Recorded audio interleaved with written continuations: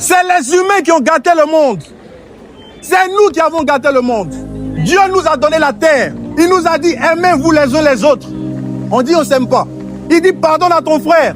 On dit, on ne pardonne pas. Il m'a trop fait mal. Elle m'a trop fait mal. C'est nous qui avons gâté le monde, ce n'est pas Dieu.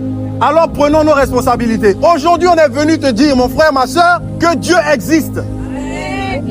Certains croient à la réincarnation. C'est vraiment dommage. Pourquoi? Parce que supposons, je sors avec un pistolet, je tue tout le monde ici, bam, et puis je me tue. J'ai endeuillé des familles, j'ai endeuillé des gens, et puis je me réincarne chez les Kardashians. C'est classe. C'est classe. Quelle injustice. C'est injuste. Il y a un jugement. Pour tous les actes qu'on va poser sur la terre, il y a un jugement. Sinon, ça serait trop facile. Tu fais du mal, tu fais du mal, tu fais du mal, et tu t'attends à quoi? Tu vas récolter. Il y a des gens qui ne pourront jamais payer pour tout le mal qu'ils ont fait sur la terre. Je prends le cas d'un homme qu'on connaît tous, qui est même censuré partout. On ne peut même pas dire son nom librement. Mais aujourd'hui, à cause de l'évangile, je me permets de dire Adolf Hitler. Donc on meurt nous tous et on est dans le même coin que Adolf Hitler. Ah bon? Quelqu'un qui a mis des familles dans des chambres à gaz. Quelqu'un qui a mis des enfants dans des chambres à gaz. Il n'y a pas de justice. C'est fini. C'est pas fini.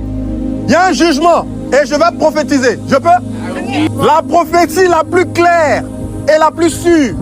Vous pouvez discuter sur l'existence de Dieu, mais ça c'est clair. On va tous mourir.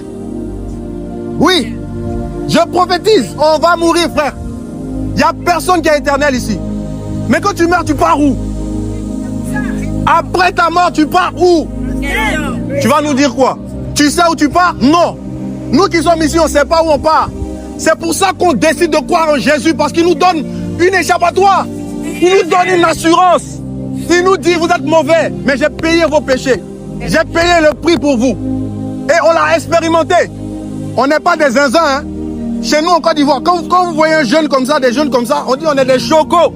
Et on a décidé de donner nos vies à Jésus parce que c'est un fait. C'est réel. On ne va pas perdre notre temps ici pour quelque chose qui n'a pas de sens. On est venu vous dire que Dieu est réel. Dieu est vivant. Ce n'est pas parce qu'il y a du mal sur la terre que Dieu n'est pas vivant.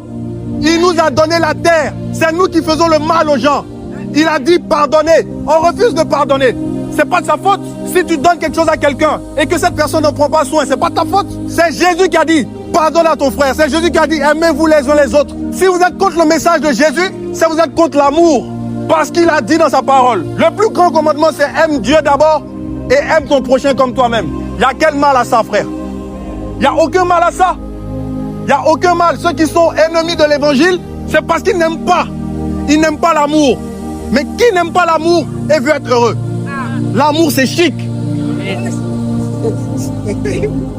L'amour, c'est pas la guerre. L'amour, c'est pas tout à la base. Amen.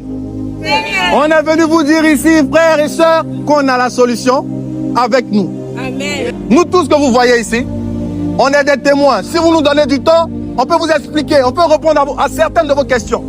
Parce qu'on ne connaît pas tout. Mais on peut vous convaincre que Dieu, par son esprit qui est en nous, on peut vous convaincre qu'il existe. On peut vous convaincre que l'enfer et le paradis, c'est des faits réels. On peut. Amen. Amen.